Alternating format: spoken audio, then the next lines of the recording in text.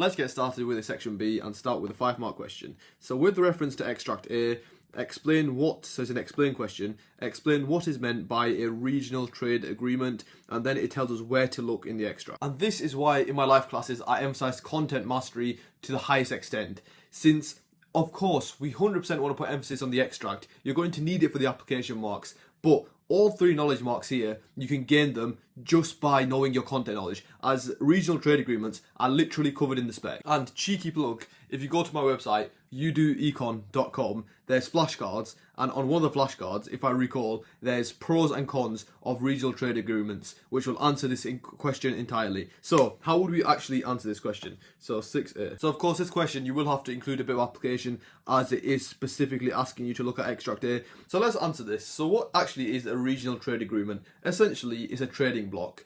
And why does it work? So, what happens is these partner countries, they basically group together and they agree to remove trade barriers, and by removing these trade barriers it increases trade. You can say it causes trade liberalization and all these nice key terms. But what do they do? What type of tariff barriers do they remove? And again, another plug to my website, one of the flashcards on there is what are the 4 barriers to trade, which would actually pick you up the marks here. Number 1 is tariffs, number 2 are subsidies to domestic producers, number 3 are quotas, and number 4 are non-tariff barriers. And that's pretty much all you need to write for the knowledge marks. And then of course there's going to be 2 application marks here, and how would you pick them up? Now this is the great thing, and this is how you can be super efficient with these questions. Now, since you've already got that content mastered, you've been using the flashcards. And by the way, these flashcards are completely free. This is no upsale plug. But you've picked up those content knowledge marks since you've been revising those flashcards, and now all you need to do is quickly scan through the extract to pick up those application marks, and you can pretty much get this 5-marker done in maybe 2 minutes. So let's go to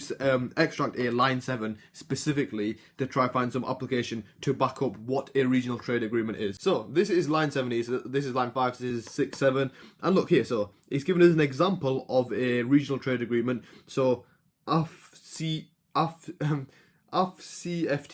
that would definitely pick up 1 application mark. And then if there's another application mark here, then it's also so far agreed by 41 out of 55 countries. So you work out the percentage there, but that is more than you need for that application.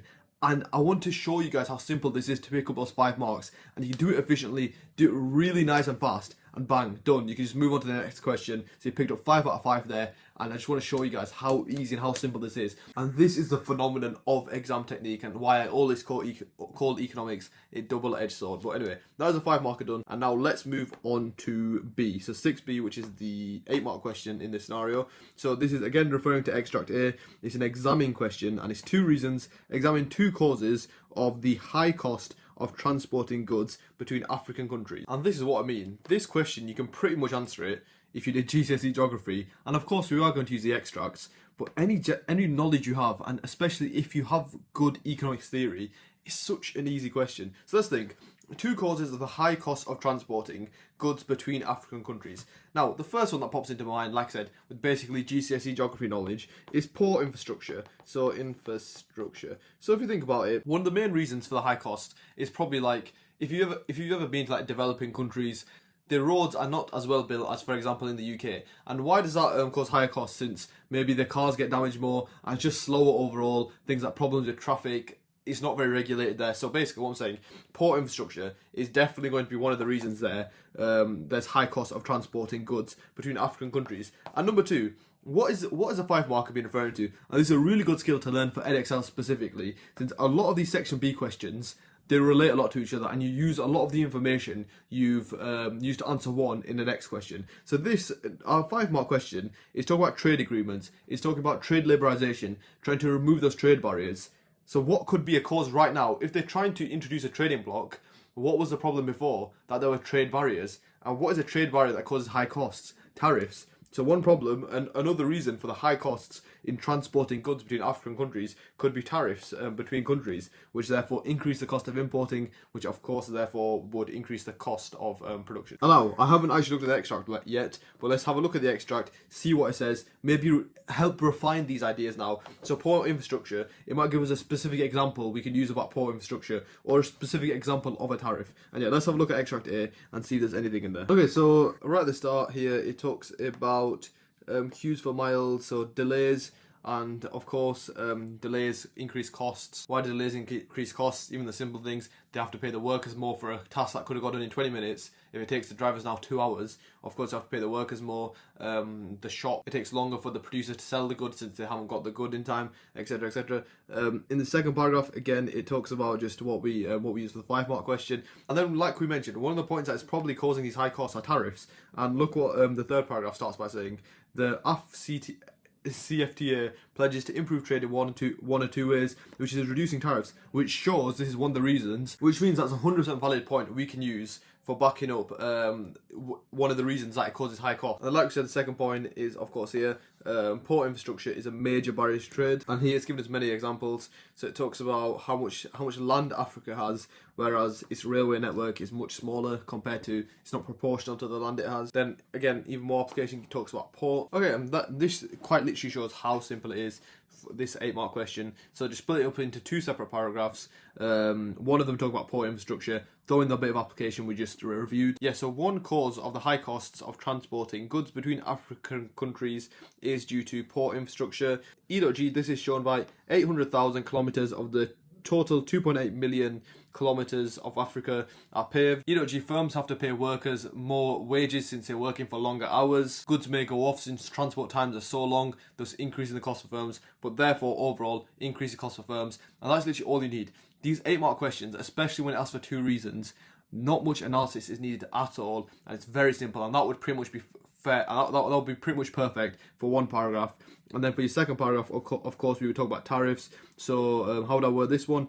Another cause of high costs of transporting goods between African countries is tariffs. And I'd probably just give the example here. By reducing tariffs, the IMF predicts that intra-African trade would increase from 15 to 25%. And then just basically explain what tariff is. It's a tax on imports, therefore it increases the price of imports, therefore increasing costs for producers and costs for trading between African countries. And that would be perfect for your second paragraph, but of course that is only 6 out of your 8 marks, as your KAA only makes up 6 marks in your 8-mark question, and you 2 marks for evaluation. And with evaluation, like I said, it's 2 marks. It can be very brief, very simple.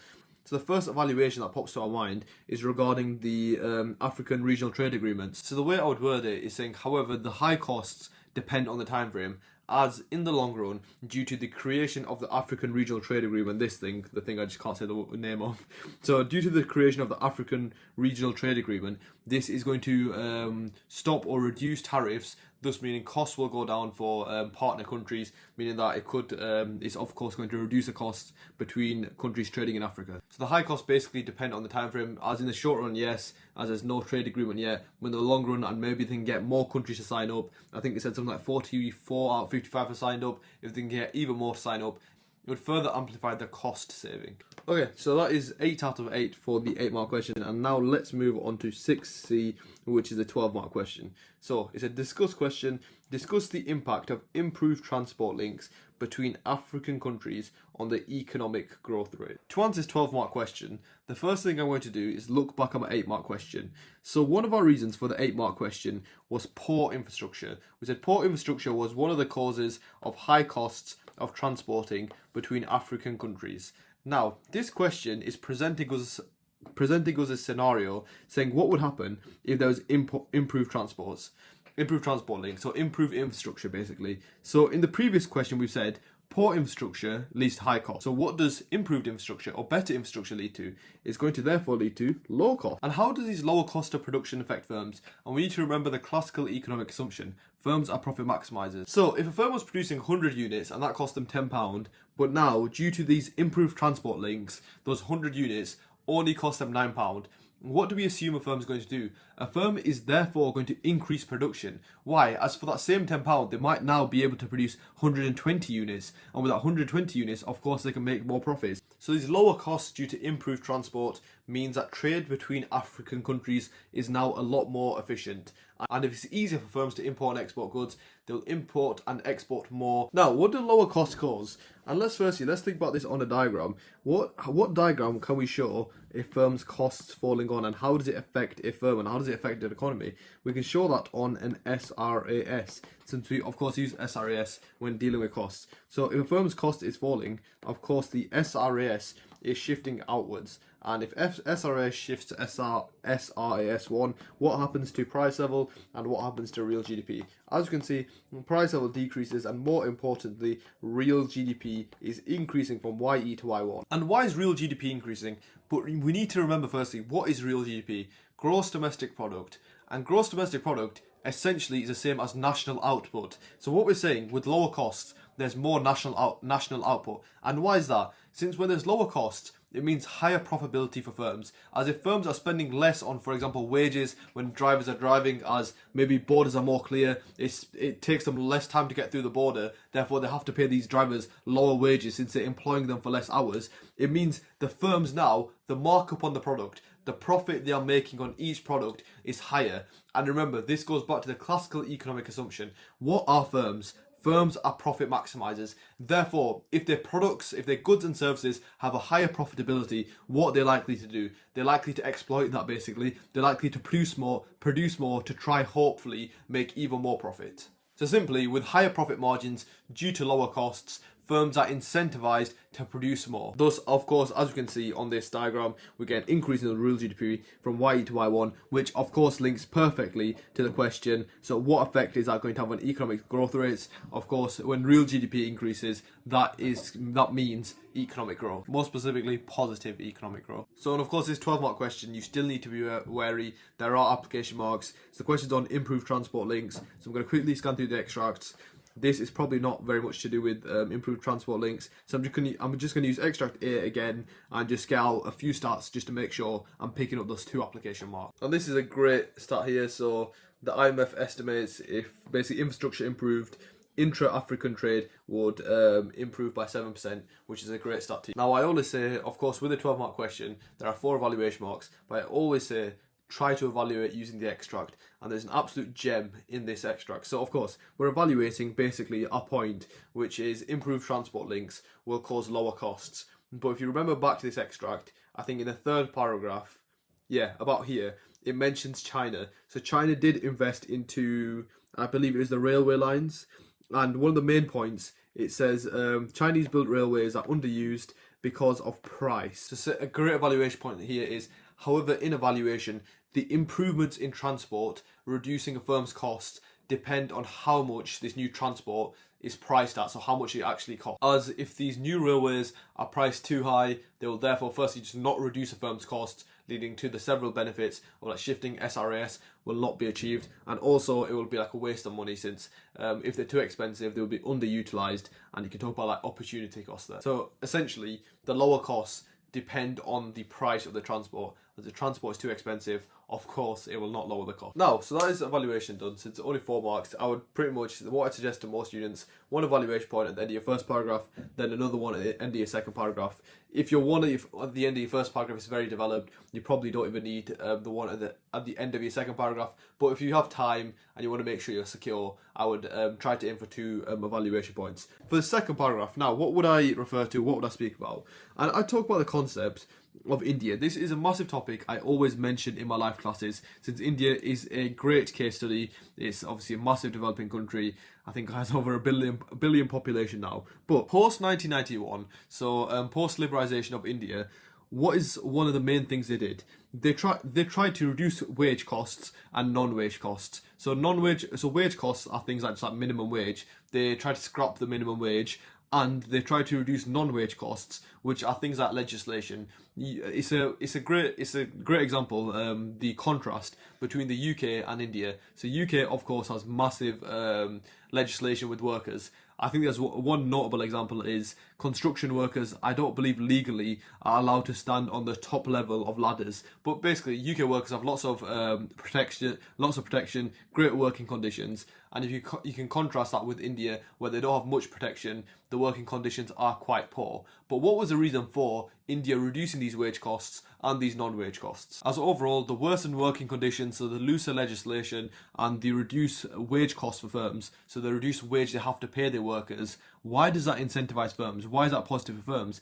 As it means firms' costs are now lower. And if firms' costs are now lower, if there's a massive transnational corporation looking to invest into a country, they are likely to invest in countries with low costs. Why is that? And it all goes back to the classical economic assumption.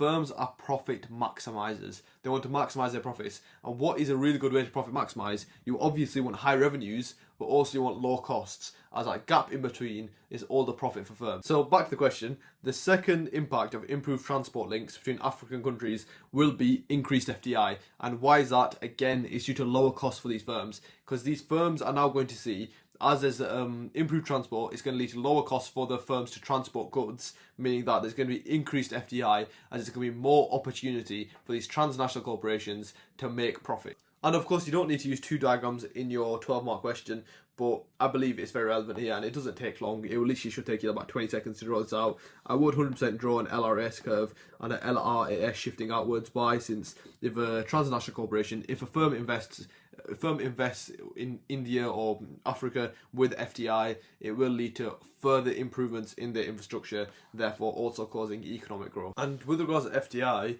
a great evaluation also always will be transfer pricing, where you could say, however, the positive effects of foreign firms investing into Africa may be limited by transfer pricing, where new firms come in, they could maybe just exploit Africa for its workers, for its resources, and then any profits it makes, it sends back to a country with lower tax rates, like corporation tax rates, like of course a classic example is Apple and Ireland. But of course, if a firm transfer prices, it limits the positive effects on the country it's producing in. Thus, in this scenario, you could say it could limit or cause negative economic growth. And of course, that's just one of the evaluation points you can give here. The extract gives you many. But the question, if you think directly to the question, it's talking about economic growth rates and the impact of improved transport links on economic growth rates. But you could also evaluate saying there might be more effective policies to cause economic growth rates. Like, there's hundreds of things you can think about. Let's try to find something in the extract. Yeah, so even something as simple as tariffs. So here, like we've seen previously, it says by reducing tariffs it's going to increase trade between these countries. And that is probably a lot easier, and of course it definitely is a lot more simple than building infrastructure, building thousands of miles of like railways, etc., etc. So you could say, however, in evaluation, this depends on the most effective and efficient policy to increase economic growth between the countries, as reducing tariffs may be a lot more efficient, a lot easier, and a lot more effective. So with evaluation, I will never take any student's excuse. You should always be scoring full marks, as there is just so much evaluation, especially for your section B. You've got the extract, you've got your own mind, that you should be smashing it every single time. Okay, that is a wrap for the 12-mark question. Let's move on to the 10-mark. So, assess 2 likely benefits of debt relief to Angola. Refer to extract please. Just given us the extract, let's have a look at it. Before looking at the extract, let's actually investigate the question, and I'm going to teach you a nice bit of exam technique here.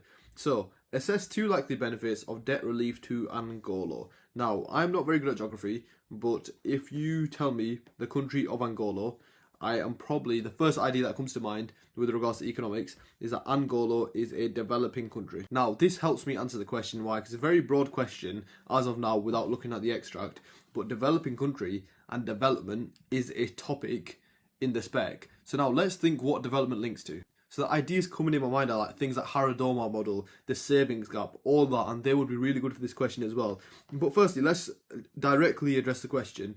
One idea I'm thinking, so basically, what happens if we relieve the debt of Angola, if we relieve the debt of a developing country? Of course, one massive problem in developing countries, and one of the biggest things we learn in the spec is poverty. It will surely alleviate the poverty in that country. And of course, with poverty in Edexcel, you do learn the 2 types of poverty, so relative versus absolute poverty. There's probably in a developing country a degree of absolute poverty. And why is debt relief going to help alleviate poverty? As it's all about opportunity cost. So instead of having to allocate those resources towards paying off the debt, they can now allocate those resources to maybe benefits, to maybe infrastructure spending, which will help alleviate poverty. And that is a great first point. And another one I could think about is just using the question. So the question is talking about debt relief in Angola. That means, of course, Angola is in debt. And if we're just talking about government finances as a whole, Angola's government finances are quite poor. Why? Since they're in massive debt, they've probably made some very poor decisions to put themselves into this debt. So now, if they are relieved of this debt, if they no longer have their debt, when we're now talking about their government finances, they're in a much better standing than they were previously. Why do government finances have any effect? Who do government finances influence? that is firms, that is investors, and even to a certain degree consumers. As if, for example, if you think about foreign firms or just investors in that country, if they're looking to invest, if they're thinking to invest, and government finances are very poor, for example, the government has very high levels of debt, they're very unlikely to invest. It decreases incentive to invest due to lack of stability in the economy. Whereas if government finances are good, for example, they don't have very high levels of debt, it increases incentives to invest. Why? Because investors are more confident in the economy, there's more stability. Basically, for investors, they're less likely to lose out on that money. For example, if the government does not pay back the debt, we call that when the government defaults on their debt. And usually what is followed by when the government default on their debt is very harsh macroeconomic climate with things like currency crisis, which lead to all the money in the economy basically being worth nothing. And of course, investors do not want that, as they do not want the investment to turn sour and basically lose out on money. So a second benefit I would mention is it increases investor confidence, and you could even mention, if you want to, consumer confidence, since of course consumer confidence will also increase. And then it depends where you want to link this, and this would also increase FDI, as it still works exactly the same for foreign firms. As foreign firms, if they see a more stable economy, they are more likely to invest in that rather than a less stable economy, as there's less certainty in the future.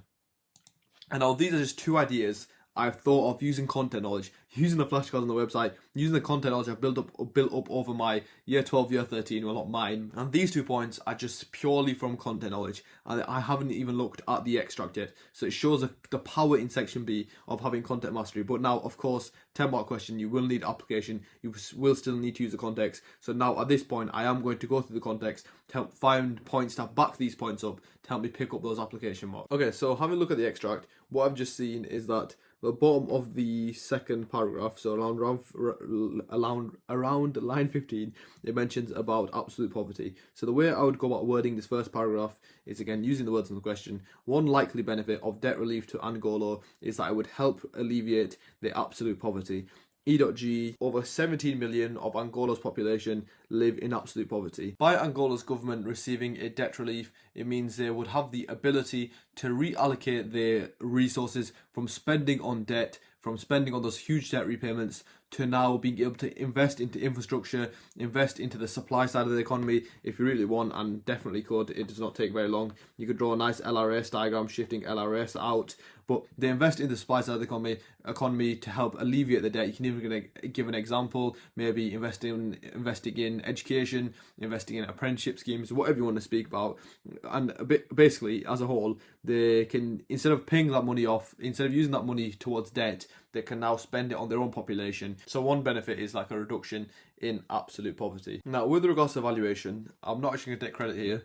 I've done this past paper, obviously, with many of my students, and one student gave me an evaluation point here that is absolutely out of the world, I believe, and it's a great evaluation point. And it goes, the way it goes is, however, in evaluation, it's not that mad of an evaluation point, but it's quite good. So however, in evaluation, this depends on the degree of moral hazard. As, of course, debt relief means Angola are not facing the consequences of their actions. They're not facing the consequences of racking up this humongous debt. Therefore, it could lead to further problems in the future, that as Angola in this moment have received debt relief, they may continue pursuing irresponsible, irrational decisions, such as maybe taking out too many loans, as they have not faced the consequences of their actions. So great evaluation, and a really good one to even add to flashcards. I believe there is now a flashcard on the website about the one evaluation for debt relief is moral hazard, but great evaluation for debt relief all the time is moral hazard, as the country does not pay the consequences of their actions, therefore it risks them doing it again in the future, which is of course linked. It's a massive link. The main time we do use moral hazard is the banking sector. Too big to fail, great link there, but obviously not for this question, just generally. But yeah, a great evaluation point there for your first paragraph. And of course, since it's a 10-mark question, the evaluation points, they can be very brief, and as long as it's a sound point and it's evaluating, you should be able to pick up those marks. And usually for 10-mark questions, you do not need 2 paragraphs, but since it's explicitly asked it, of course you would write another paragraph, another reason. But for this reason, it can be very brief. You don't really need to do much application and evaluation, since you probably picked up the marks in your first paragraph. But how would I go about wording the increasing investor confidence paragraph? So one likely benefit of debt relief to Angola is going to lead to an increase in investor confidence. Then I would try find a bit of application, probably just start a figure from any one of the extracts just to back that up. And literally I've just used something like this. An example of FDI in Angola is Chevron. Of course, it's a foreign firm in Angola. And yeah, like I said, and that just shows how simple application can be. As long as you're using the extract, showing appreciation of the real world of economics, that's all you need. And going on to the chain analysis, debt relief means for Angola that government finances will be in a much better standing or a much better order. This increases investor confidence, / investors are more incentivized to invest, as good government finances indicate stability in the economy, and more importantly for the investors, that long-run stability indicates the investment, they will make money on it, and more importantly, they will not lose out in terms of their own currency. This can therefore cause knock-on effects to increase in FDI, which of course can cause a shift out of AD and LRS, causing knock-on effects to the economy like increase in real GDP, thus increasing consumer confidence, having a range of positive effects on the Angolan economy. And the way to evaluate this, like I always would do, use the extract, and I'll probably just talk about the time frame, which is saying, however, this depends on the time frame, as it could vary between the long run and the short run. As if you look at the extract, even just here, line about 16, they're agreeing to take on even more debt and taking out even more loans. So even in the short run, they've received this benefit of debt relief. In the long run, due to the government are making the same decisions that got them, it's like almost relates to moral hazard, but they're making the same decisions that got them into this debt. It looks like in the long run, they will again be in debt, thus government finances will be worse off, thus limiting the improvements to investor confidence and improvements to increases in FDI. And also, I think a really simple point you can mention, just a history of Angola needing debt relief, or just a history of this country being in massive debt, could also de-incentivize investors, as they will obviously do the background check on the country. So just that history of being in debt could de-incentivize, could reduce investor confidence even in the future. Okay, so 15-mark question. Discuss market-orientated strategies that the Angolan government could use to improve development. And the first thing is, what do market-orientated strategies actually mean? So market-based strategies, it might remind some of you of market-based supply-side policies, and it's pretty much exactly the same. It's where you leave it to the market. So the government reduces its intervention in the market. And the first example that always pops into my mind when I think about market-based policies is deregulation. So of course, the government reducing their intervention, their interference within that market. You might have also learned to deregulation slash reducing red tape. And we were actually speaking about this earlier. We were speaking about it with regards to India, so post 1991, post liberalization. I know I didn't mention this earlier. It sounds like a random start, but real world application, as I keep mentioning, is absolutely utmost importance. I need to make sure you have some really solid case studies, some really solid industries you have revised. But deregulation, red tape, what were we referring to earlier? We talked about India, and we talked about specifically how they're reducing their wage costs and their non-wage costs. And what was that what they're trying to do was an overarching goal there. The overarching goal was increasing FDI, which is also a massive thing, a massive market-based strategy that the Angolan government could use to improve development, as more FDI will, of course, increase development. What are some other things that we can use to increase FDI? So we have deregulation, things like reducing the minimum conditions are required for a worker, and then we have the other side of the spectrum where they could increase incentive for firms to come into Angola by things like decreasing corporation tax. So that's the two ways countries incentivize FDI, by deregulation of the conditions for workers, and then also incentivizing firms' profits, as of course corporation tax is a percentage of a firm's profits. If there's a lower rate of corporation tax, there is going to be increased profit for firms. So maybe for this paragraph, you could use these two in conjunction and say, by deregulation and by reducing the rates of corporation tax, it will lead to increased FDI, and increased FDI will therefore cause development. And if you give the reasons for why it causes development. Yeah, so it talks about privatizing the state oil firms.